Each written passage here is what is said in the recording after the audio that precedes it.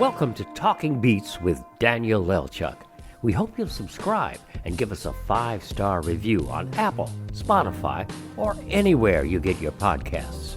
Now, if you like the show, please consider supporting us at patreon.com/talkingbeats. That's patreon.com/talkingbeats. We believe now more than ever in providing a platform for individuality, free thought, and a diverse range of views.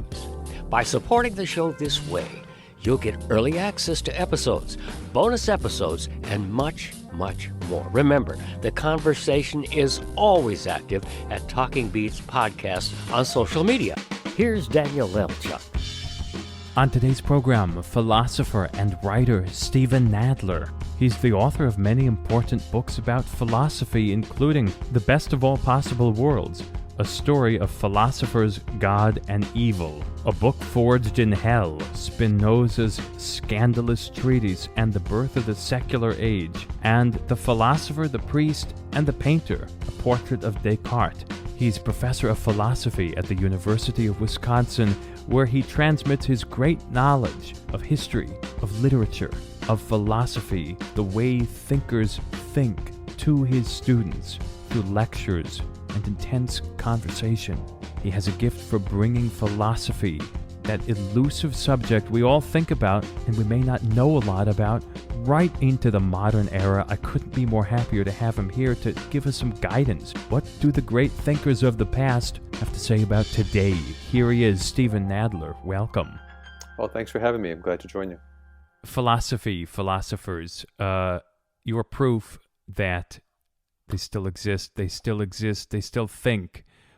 Do you wake up one day as a kid, say to mom and dad, I want to be a philosopher? How does this happen in 20th century America? Oh, far from it. I had no idea that there were such things when I was a kid, and really had no idea what I was going to major in college until I took my very first class on a Monday morning in my very first semester. And I don't know why, but I signed up for a philosophy class. And it was so exciting, in part because the professor was so full of energy and enthusiasm that right then and there I said, that's what I want to do. But until then, my youth in high school was spent waywardly listening to music and playing sports. Well, nothing wrong with music and sports. Like both of those things immensely myself. So the first Monday, freshman year, where was it? Who was the professor? What was the course? Why did it grab you? The course was Introduction to Philosophy. I still remember the course number. It was Philosophy 110, and it was taught by a professor named Richard Watson at Washington University in St. Louis. And he brought so much energy to generating discussion. I think there were about 35 people in the class, so it was small. And there was just something about the material. I had never read any philosophy before, and I got it. I'm reading this stuff, and for some reason, my mind worked with it. I didn't find it frustrating. I found it mind-opening, and the discussions, and there was just something about the idea of spending the rest of my life reading and talking and teaching and writing about this stuff that made it so attractive. And I had other classes as an undergraduate that I liked. I had a lot of classes I didn't like. But somehow I decided that if I was going to major in something and spend most of my class time, it was going to be on philosophy. So we think about often the bridge between liking something as a kid, liking something in school, and suddenly being in it professionally. How does that bridge happen when you're talking about a field so, I think, confusing probably to many people? Many people probably wonder, what is philosophy? How do you go into it professionally? That's a good question. And looking back, I see now there are so many contingencies, so many accidents of fate that just, you happen onto one thing, it leads to another. But what if you hadn't been in that place at that time? It's kind of like marriage. You meet somebody. In this case, you meet a field of study. I happened to take the right course with the right person. Then I applied to graduate schools, and you make a choice there. It went one way, it could have gone another way. And then in graduate school, you pick up this book, or you're browsing through the library and something catches your eye. You take this seminar, and through this conjury of accidents, you end up with not just a profession, but particular interests in that profession. You start writing on this. It works, so you pursue it further. When I think of all the different ways, I mean, this is just what a philosopher does. You think of all the other ways life could have gone, and you see what a bundle of accidents it is. In my case, they're fortunate accidents, but there's no rhyme or reason other than the fact that you like what you like and you pursue what you pursue. So we can all look up the definition of philosophy on the internet. We can open the big dictionary at the library. What is your definition of philosophy? Well, I'm going to avoid the standard definition as the love of wisdom, but I think that captures a truth. But then the question, of course, is what do you mean by love and what do you mean by wisdom? These are the questions the philosopher asks about their own discipline.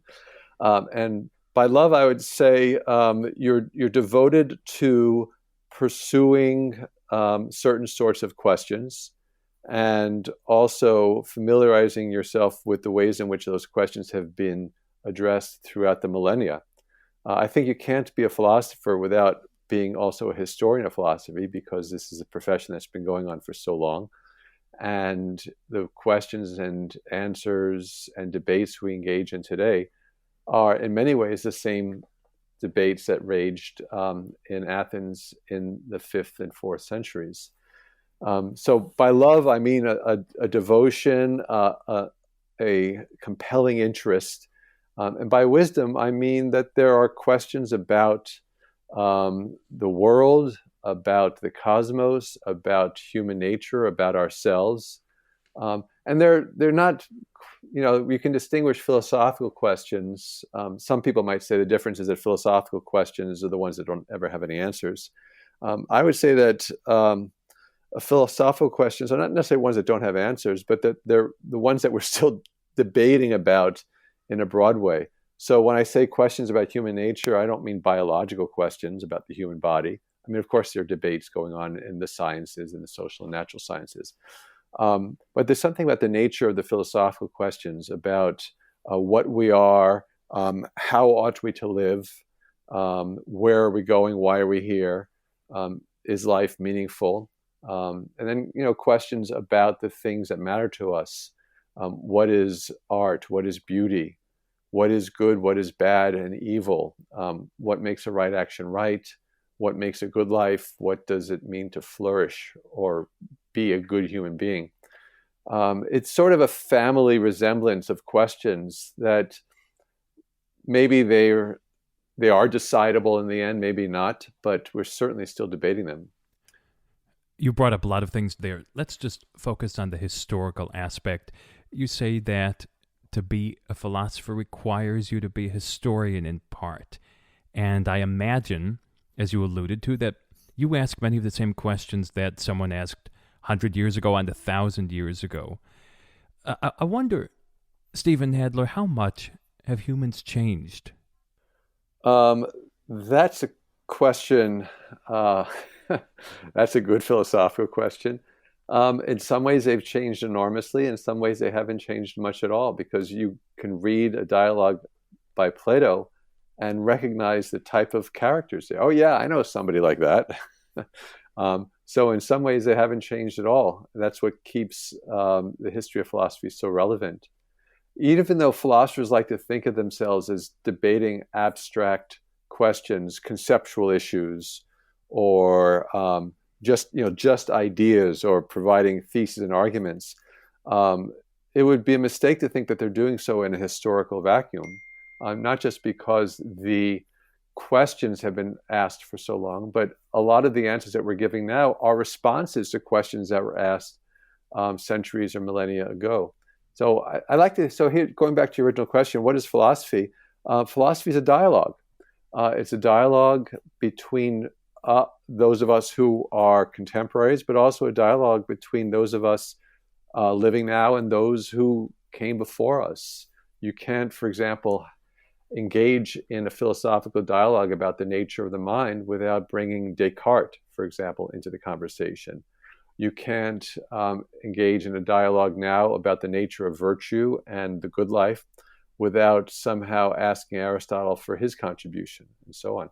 And that's what I mean by it's a historical project. I don't mean that all philosophers do history of philosophy, but you have to think of it as a historically situated enterprise.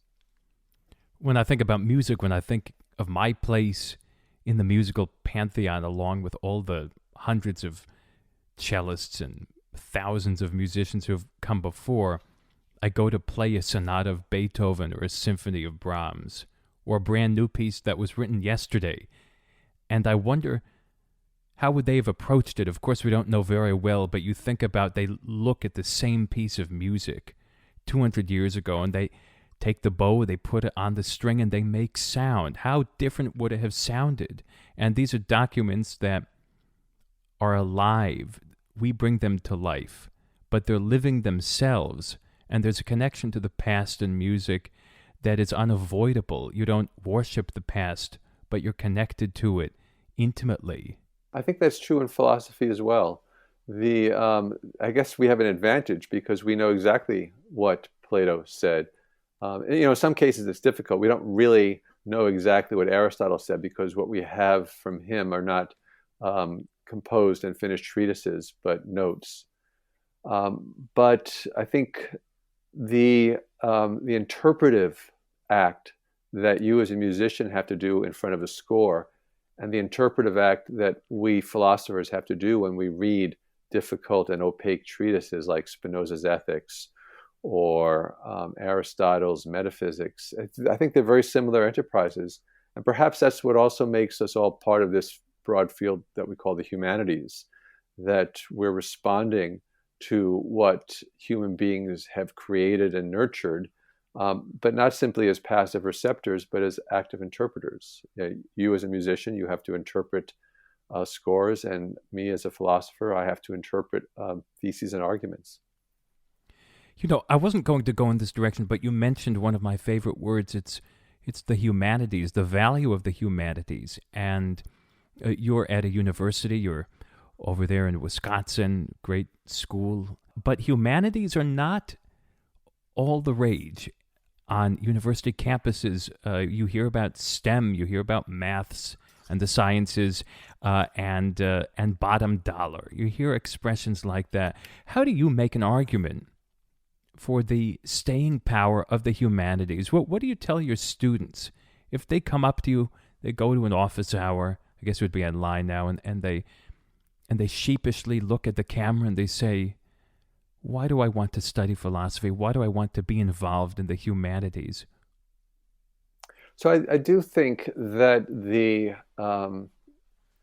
fate or the crisis of the humanities does get overblown a bit in the media. They like to blow these things a little bit out of proportion. And I suppose there is a recent report from the American Academy of Arts and Sciences detailing humanities enrollments, the job market, and so on. And those figures are not encouraging. Enrollments tend to be down in quite a few humanities disciplines. And the job market, especially in the current pandemic situation and the budgetary crisis caused by it, the job market for PhDs in humanities is pretty abysmal. But I'm not talking about just the job market or the prospects but I'm talking about universities. You can look up articles about universities cutting French departments, cutting music departments. Yeah. It's a real thing that is happening. There was a major school in the Midwest a couple of years ago that got rid of 10 different language departments or something like that. I mean, it's closing doors to students based on what? Yeah, I agree entirely. It's short-sighted. I think it's based on administrators who think that they're acting for the best interest of the bottom line, budgetary matters. It's really a short-sighted thing.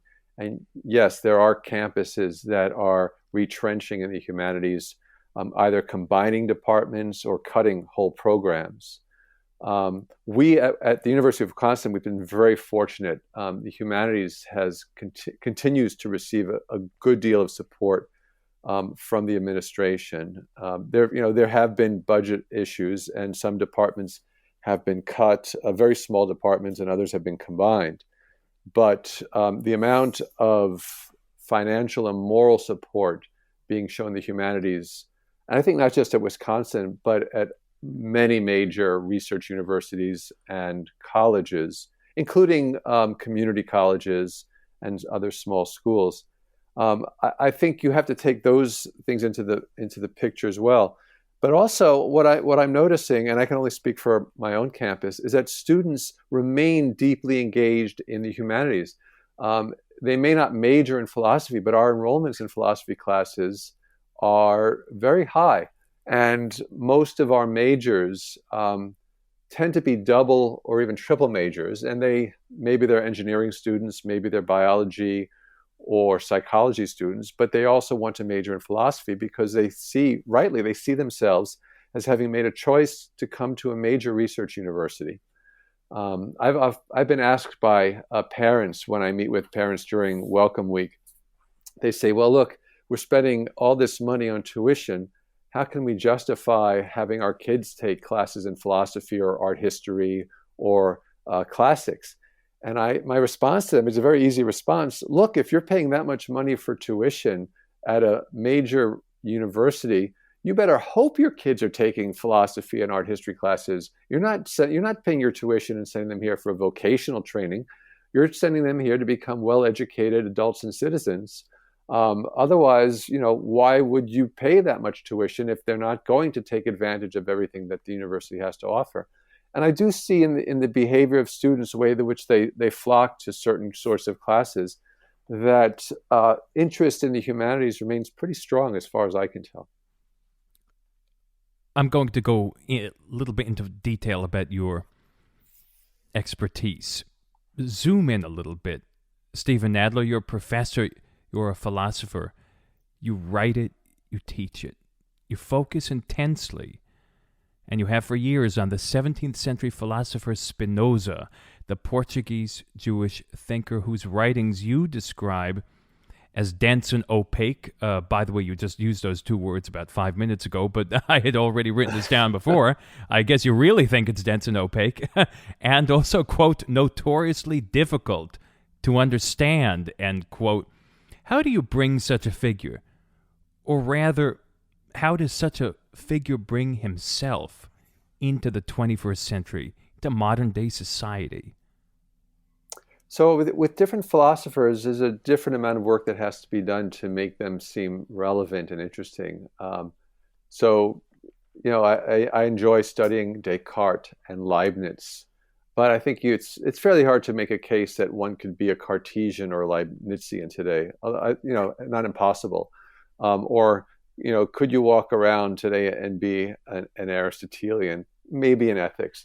The thing about Spinoza is that of all the early modern philosophers, and that's my main area of specialization is the 17th century and early modern thought, of all of the philosophers of this period, nobody seems more relevant and more easy to make the case for than Spinoza, in part because I think he got a lot of it right.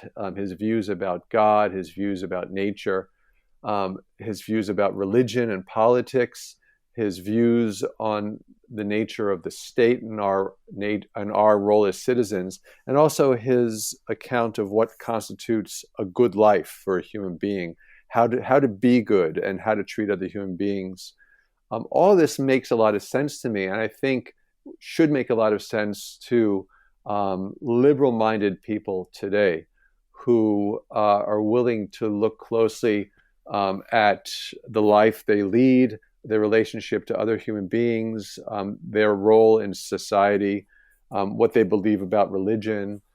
For example, how should we look at the Bible? And Spinoza really was the first one to make an extended case for the fact that the Bible is just a work of human literature, a compilation of writings made over generations.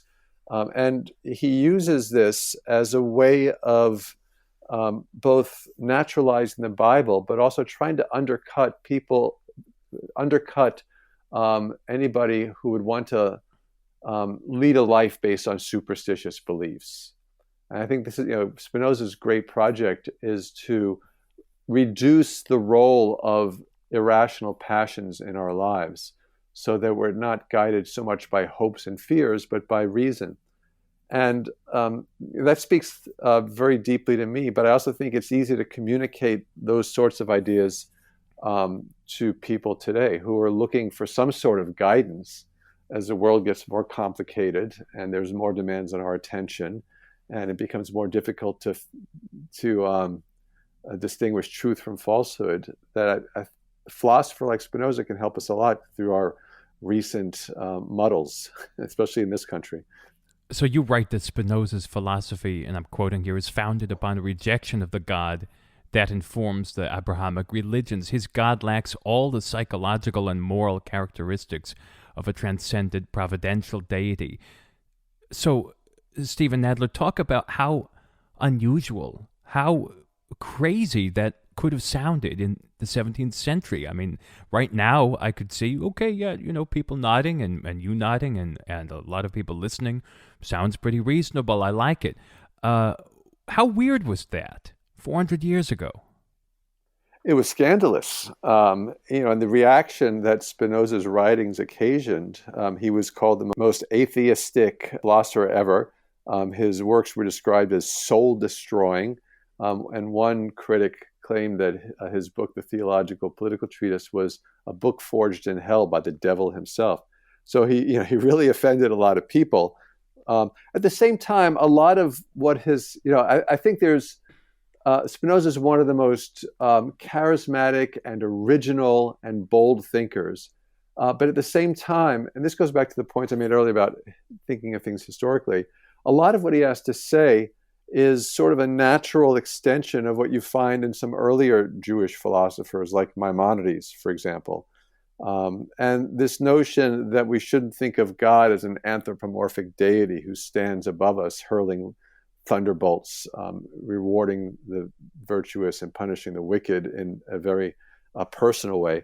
You can find that same sort of anti-anthropomorphic God in medieval Jewish rationalism. However, it's not as boldly put. And I think Spinoza's God is still very different from the God of Maimonides. And he knew exactly what he was doing. I think he knew how radical his views were and how harsh they would be received. Did he have a following during his life? He did. He had a close coterie of friends in Amsterdam who were very devoted to him, and they studied his writings. The thing is, you didn't want to be identified as a Spinozist in the 17th century. The word Spinozist was thrown around like the word atheist in that period without any real clear meaning. It just meant somebody whose ideas you find scandalous. The way in which the word communist was used in this country in the 40s and 50s and 60s and 70s and 80s and 90s and recently. It's just an all-purpose catchphrase to denigrate the ideas of others.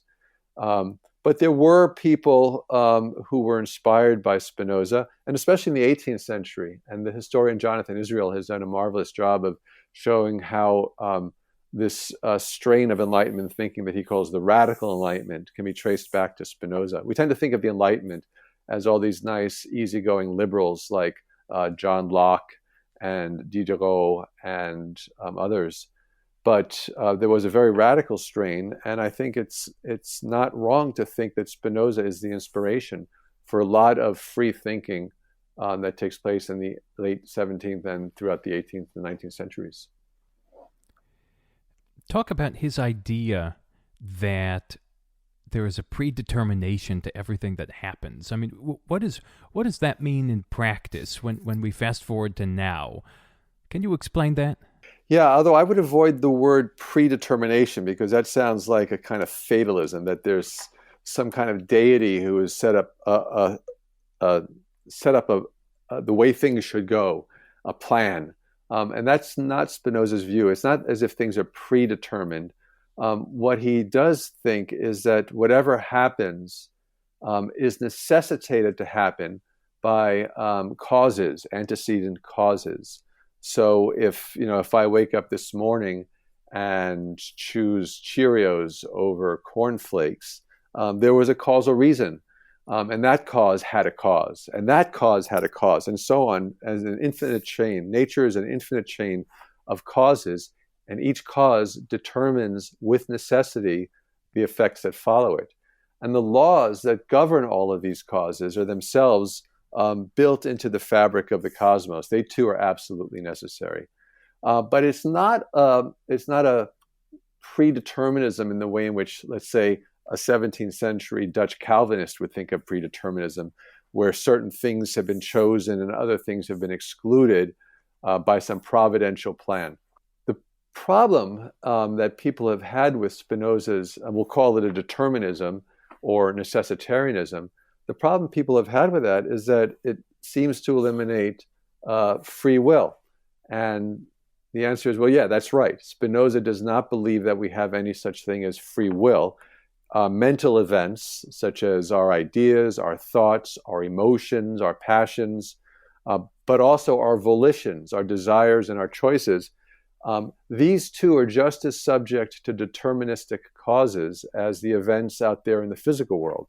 And so when I choose those Cheerios over cornflakes, it's because I had a desire for Cheerios. Well, why did I have a desire? Well, because I believe that Cheerios would make a better breakfast. Well, why do you believe that? And all of these mental events have antecedent causes. So there is no free will. If by free will you mean I chose X but could just as well have chosen Y, all things being the same. There is no such thing as free will in that spontaneous sense.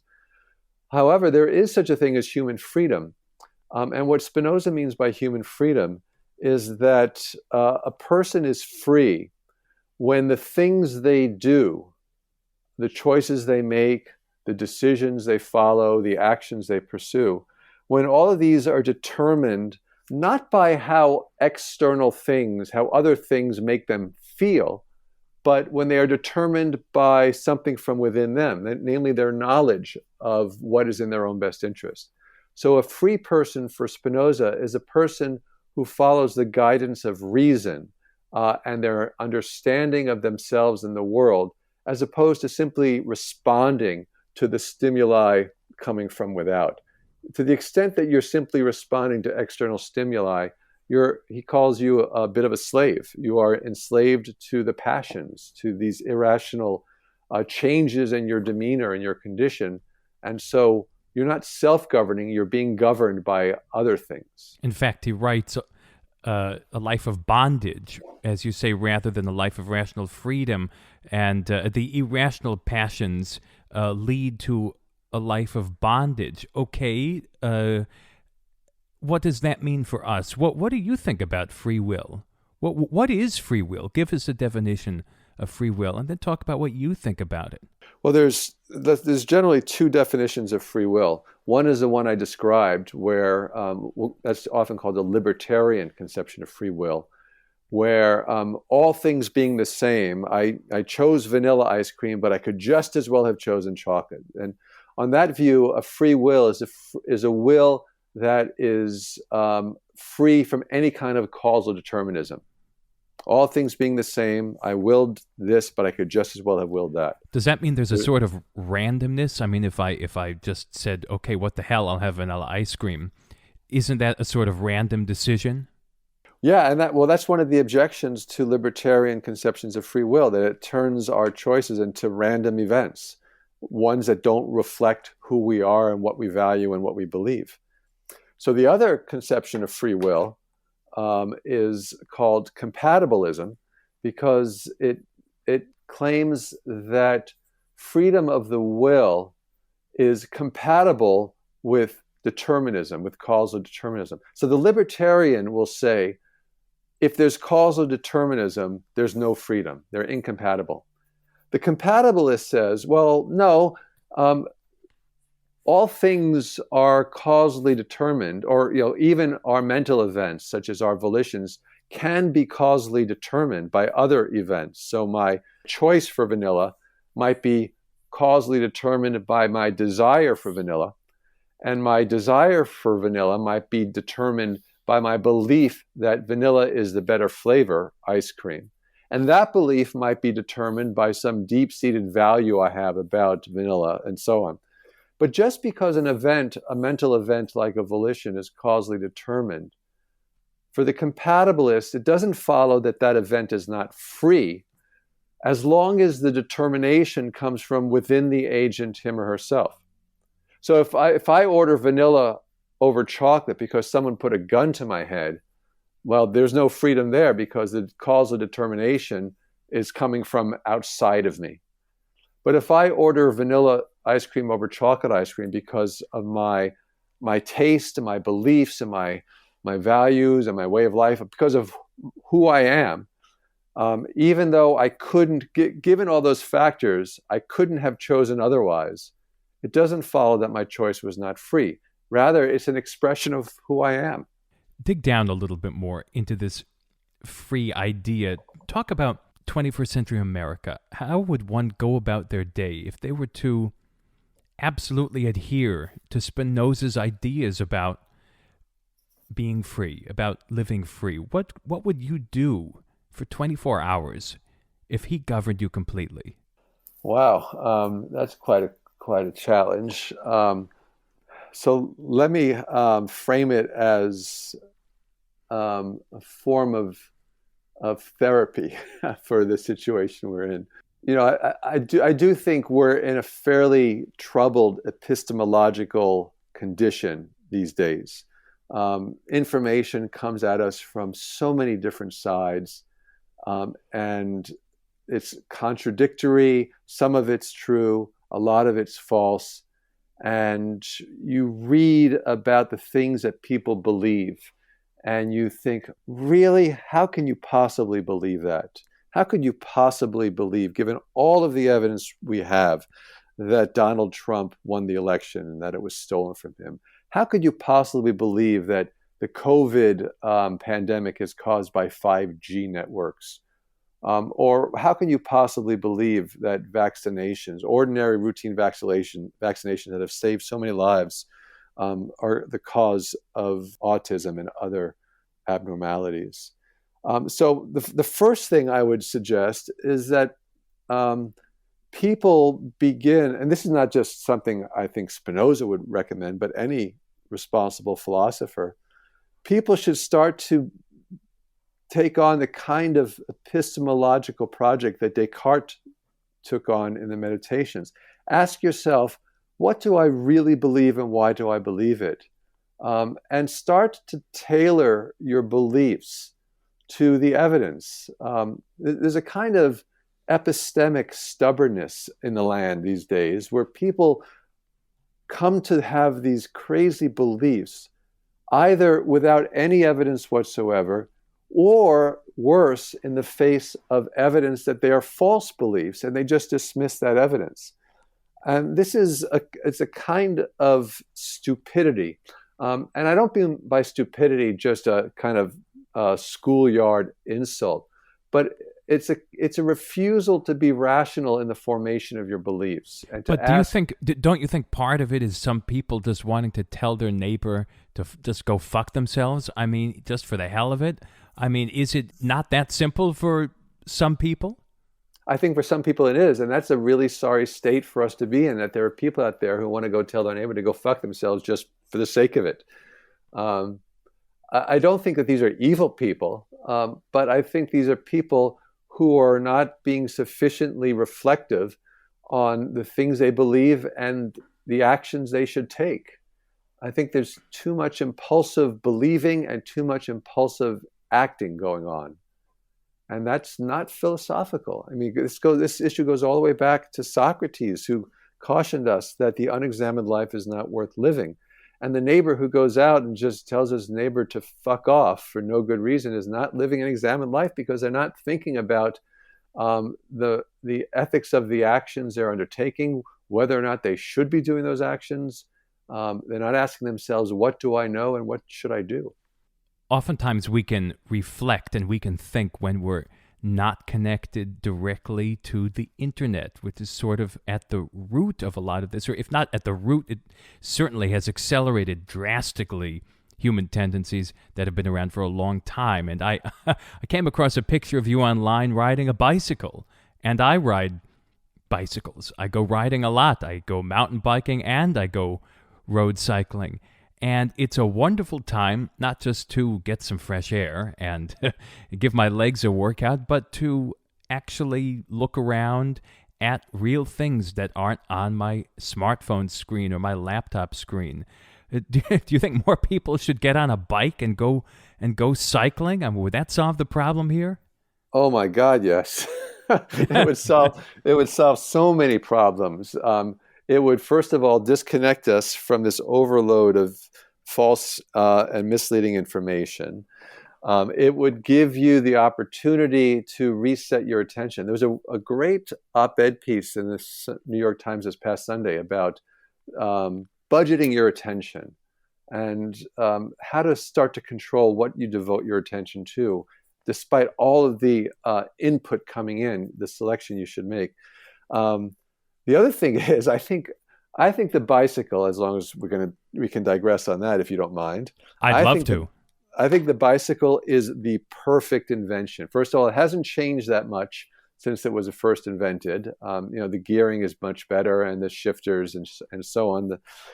It's the one of the very few things that has all advantages and absolutely no disadvantages, unless you happen to take a fall. The bicycle is perfect. It could solve so many of life's problems. It could solve the climate problem. It can solve overcrowding in our cities, congestion. It can solve health crises. If everybody was riding bikes, we'd all be a lot healthier. It would improve our dispositions. The bicycle is a solution to all of our modern ills. But I like the way you put it too. When you're out there riding a bike, you notice things that you wouldn't ordinarily notice. There's a great book, I guess it was written about 20 years ago by Bill McKibben, who's one of our great environmental writers, called The Age of Missing Information. And what he did was, first he sat down for a couple of days and watched nonstop television. I think he recorded, these were the days when we had VHR recorders, and recorded 60 hours of television and just watched everything. And then he went to a mountaintop and he compared the amount of information he gained by watching television versus the amount of information he gained just from walking up the mountain and hiking up there. And it's a beautiful book that explains not just the quantitative, but the qualitative differences between the information you get from the one and the information you get from the other. I love that. I'm going to put it on a list. I have a long list of books to read that's going to be added to the list. Thank you. You will love that book, yeah. Thank you for that. And since we're on a tangent, let's just keep going on another tangent, which is music, because, well, it's not really a tangent. It's part of what this program does. So what is music to you? What are you listening to right now? I'm pretty eclectic. I'm a musician myself. I'm not a professional like you are, but I have a bunch of stringed instruments. I play guitar, I play 5-string banjo, and I play some mandolin. And when I'm playing, I also have an electric guitar when my wife's not home and I can just turn it up. What I usually end up playing is mostly old time music on the banjo or the guitar. I'm still a huge Beatles fan. Pretty eclectic. I like a good selection of classical music, mostly Baroque, and up to late 18th century. Also medieval chants, medieval polyphonic music, as well. Speaking of the banjo and things, Bela Fleck is a good friend of mine. I performed a lot with him. Oh, really? I am a huge fan. I tell people he's one of the great musicians, any instrument I've ever seen that I've been on stage with, ever. He is just, he barely moves his fingers, and the sound that comes out is just extraordinary. It's so inventive and natural and incredible. Yeah, his fingers on the fretboard don't seem to move at all. He just always goes to the right place. I would give anything to be, he is, I think, the very best banjo player in the world. And to be singularly that good at something, must be remarkable. And, I love the duets he does with Abigail Washburn too. Absolutely. I'm a huge fan. But I'm also an old Pete Seeger fan. I thought, one of my great heroes of my life was Pete Seeger. And I met him once very briefly, but I've always been an admirer of his. I was at the gym, before I stopped going to the gym, before everything shut down, and I was on the Stairmaster listening to Pete Seeger, and I thought to myself, you must be the only millennial anywhere in the world on a Stairmaster listening to Pete Seeger. But that's probably true. I have a lot of Pete Seeger recordings. Although I'll tell you that whenever I retire from teaching, my ambition is to take up the cello. I would love to learn how to play the cello. It's a great instrument, and I know people who have started in their middle years, adult life, and they get a lot out of it. It's a very forgiving instrument compared to the violin, because at least if you sound bad, you're not sounding bad in that stratospheric register that will tear the paint off the walls. I also think I'd have an easier time holding a cello than I would holding and bowing a violin. It is a much more natural position, that's for sure. I mean, you have to contort your left hand a lot to hold the violin up. Right now, I've got a transcription of Bach's first cello suite for the guitar, and I'm working on that slowly but surely. It's a lot of fun. If you want any tips, just send me over a recording, and I'll listen to it. Okay, sure, thanks. By the way, but before we go back, you mentioned medieval chants. There's a great composer I was introduced to very recently called Bernard de Ventadorn. He was a troubadour in the 12th century. They think he lived about 1135 to 1194, and he writes some of the most wonderful music I've ever heard. Bernard, ending with a T, de Ventadorn. So I hope you and everybody else who likes old music goes and listens to some of his music. It's on YouTube and Spotify, whatever. I'll have to look it up. I'm also a huge collector of Jordi Savai's viola da gamba. Oh, wonderful. Another musician I played with and worship Jordi Savai. Oh, yeah. You were very lucky if you got to. I happened to, I was in Paris once for a conference, and I'm walking past a church, and there's a poster outside that says, this evening, Jordi Savai and I think it was Hesperian 21. Yes. I forget. And they were playing, I can't remember what they were playing. I bought a ticket for 10 euros and went in that evening, and there I was listening to Jordi Savai and his ensemble. It was magnificent. That's wonderful. I did all French Baroque program with him in Salzburg, and spent 10 days with him there. It was just terrific, and he's an inspiring, I don't use that word lightly, inspiring musician. Talk about connection to the past. What he knows about old music is unbelievable. Yeah. It's experts like that, and like Bela Fleck, and like Pete Seeger, who had encyclopedic knowledge of music as well. It's really admirable, something we should all aspire to. Steven Nadler, you wrote an article that intrigued me very much. It was called When to Break a Rule. And you wrote under that, a virtuous person respects the rules. So when should the same person make a judgment call and break or bend them instead? I wonder what drove you to this topic. Is this something you think about a lot? Do you look at modern day society, think there are injustices, or think there are things that are misapplied in the laws and the traditions of this country? Yes, and it was inspired by the article was inspired by some recent events, both one here in Madison, Wisconsin, and I describe both of these events in that article, where a school security officer was trying to break up a fight between two young African-American youths. And one of the boys involved in the fight, when he was pulled away by the security officer, called him with the infamous racial slur. And the security officer said, "Don't call me that." And he used the word. Well, he mentioned the word. So they both used the word. Yeah, although I distinguish between using and mentioning. The boy called the security officer with this word, the security officer mentioned this word by saying, "Don't call me that word." Okay. It's I think it's a relevant distinction, but the security officer was fired because there's a strict policy against uttering that word.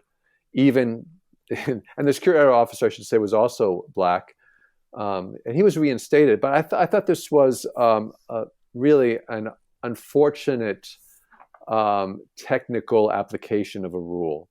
And then there was another case where a young woman athlete in high school was in a cross-country match, and she was wearing a hijab.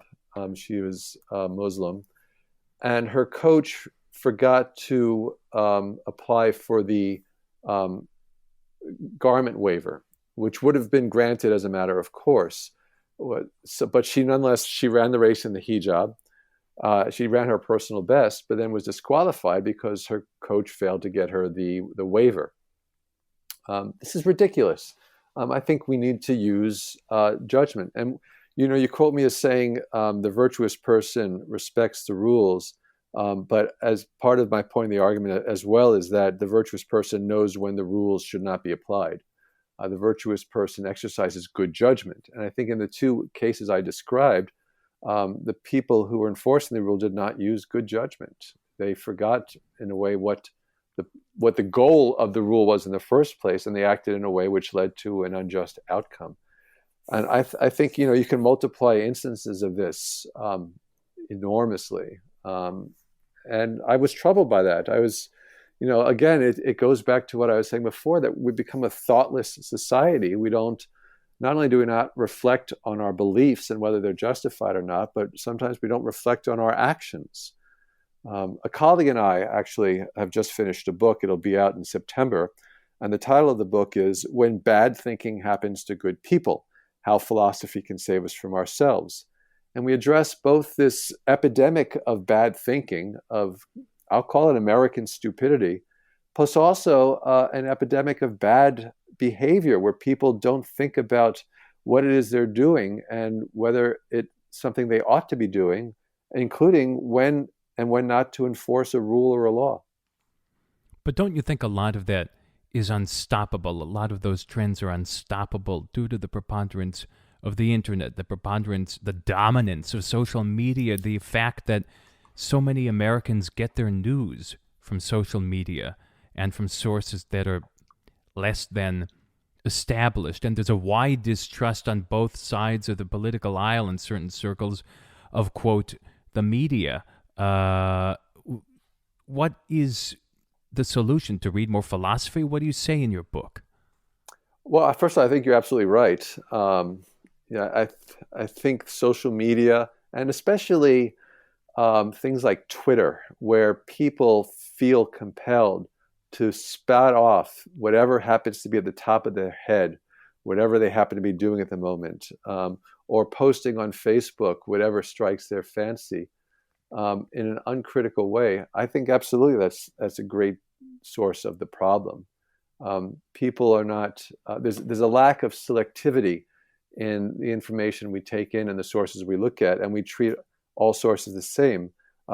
Congresswoman Green recently, when she was sort of false apologizing for the statement she's made in the past, she says, well, the mainstream news is also guilty. But, well, to make that, to equate what's going on in social media, on all these right-wing websites, on Fox News, to equate all of that with what you might read, let's say, in the New York Times, the Washington Post, or the Atlantic, or in scholarly research, that leveling of all sources of information is a really serious problem.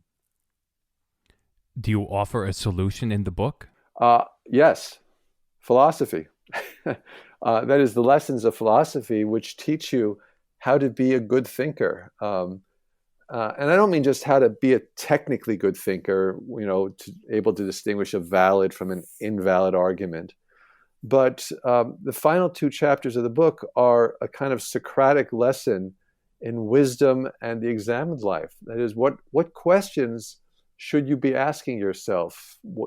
Questions about what you should believe and questions about how you should act. I guess I'm not too optimistic that this is going to automatically turn us into an epistemic paradise where everyone will be rational and there'll be no more bad behavior. But I do think, in a way, this goes back to what we were saying before about the humanities. I think the importance of a humanities education is crucial here, because what you learn through the humanities is, even whether you're studying history or art history or philosophy or literature, whatever it may be, what the humanities teach you is how to be a critical person. And by that I mean critical of the information that comes your way, but also critical of yourself and what you believe and why you believe it. And all of that is absolutely essential to being a good and responsible citizen in a democracy. And without it, we're doomed. You've devoted a lot of your life to Spinoza, as we mentioned. We talked about him. As you look around today, you see the problems. You wake up in the middle of the night worrying about the things you've just been talking about. What philosopher do you think would best address what we're going through as a society today? Who is most applicable? That's a good question. I do think Spinoza, especially when you think of the kinds of things that get said, not just by ordinary citizens, but by our elected officials, people in Congress.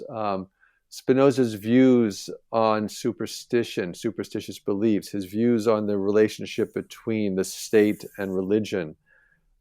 He was very concerned that political decisions, public policy, was being guided by religious principles, by ecclesiastics seeking to usurp political power. And I'm always quite frightened by the way in which we see that happening in this country, where we're told that this is a Christian nation. And I'm speaking as somebody who's Jewish. But I'm not just worried as a Jew, I'm worried as an American citizen when people tell me that this is a Christian nation founded by God. We had a Supreme Court justice, Justice Scalia, who insisted that, he believed in the devil. I believe in an interview, he said explicitly, I believe in the devil. This is frightening, that somebody who's charged with interpreting our laws is allowing his mind to be taken over by religious superstitions. Socrates, I think, is another good model. You couldn't do better than to read some of Plato's early dialogues, where you see Socrates questioning his fellow citizens and trying to get them to see how to reform their lives, how to become better thinkers and better actors. What is your opinion on all of this when it comes to the classroom, when it comes to upsetting and disturbing material? Many professors I know, read about, I've spoken to, heard stories firsthand, shirk away from introducing the students in the class to difficult, maybe disturbing material. What do you do? How do you approach something that you want to bring into the classroom, but you wonder, are you going to face a backlash? Does that come into your mind? It does, but I would distinguish difficult material from disturbing material. There is, the fact that I'm teaching at a public university too constrains me in many ways. I certainly try to avoid partisan politics. I do avoid partisan politics in the classroom because that will, at a public university, that's simply off limits. But it doesn't mean that I avoid political questions. So it's one thing to ask your students, would you have voted for this man for president? But it's another thing to ask them about, let's say, what are the grounds for obeying the state? Do you have a moral obligation to obey your government? That's a perfectly legitimate philosophical question. It's a difficult one, but I don't think it's a disturbing one. In fact, I think it's an essential one that every citizen should ask themselves. What makes for the legitimacy of a government? And what are the grounds of political obligation? What are my responsibilities as a citizen? Difficult questions. If they disturb somebody, that's a shame because they're the questions that everybody should ask.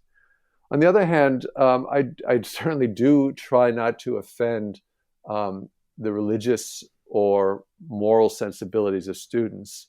I understand that there will be students in my classes who are very strongly anti-abortion. I do regard abortion as a moral issue. I am firmly pro-choice, but I do think it's a difficult moral question. On the other hand, the question, let's say, of gay marriage, that's not a moral issue at all. There's no question about, when two consenting adults who love each other should be able to engage in any kind of relationship they want. There's not a moral issue there. And so I have no hesitations in raising that question in class. Is there a philosophical answer? Is there a philosophical background to the abortion issue? There are many philosophical answers. It raises questions of when does life begin? When does personhood begin? Does an embryo have rights? And if so, how do you adjudicate between those rights and the rights of the mother carrying the embryo? Yes, there's a whole host of philosophical questions there. Probably most pressing one is about personhood. So I recognize I don't agree with people who are anti-choice, but I do recognize that they have moral concerns. I don't recognize people who are against gay marriage. I don't recognize that they have any legitimate moral concerns. Let's leave on a happy note. You write, as Spinoza eloquently puts it, quote, "The free man thinks of death least of all things, and his wisdom is a meditation on life, not on death," end quote. Steven Nadler, talk to us about how we can use those words to live a happier, freer life. I think that's one of the great statements that Spinoza made. And what he means is that don't focus on some superstitious idea of what may or may not happen to you after you're dead. There's no such thing as a heaven in which the virtuous are rewarded or hell in which the vicious are punished. And to the extent that you spend your life worrying about such things, you're once again in bondage. Rather, focus on the rewards to be gained and the benefits of being a good person in this life. Find joy in the things that improve your condition. That is, find joy in learning, in sociability, in being with others. Find joy in mastering an instrument, whether it be a cello or the 5-string banjo, or find joy in going out and riding your bicycle for 5 or 6 hours and enjoying the physical and intellectual pleasures that you're going to come across during those hours. I'm going to go do that right now. I don't have 5 or 6 hours, but I'll go for an hour and a half or so, think about what we talked about. And indeed, Professor Steven Nadler, I thank you very much. Well, thank you. It's been a lot of fun talking to you. You've been listening to Talking Beats with Daniel Elchuk.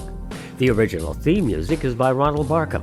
The content coordinator is Nathaniel Mose, and Doug Christian is executive producer.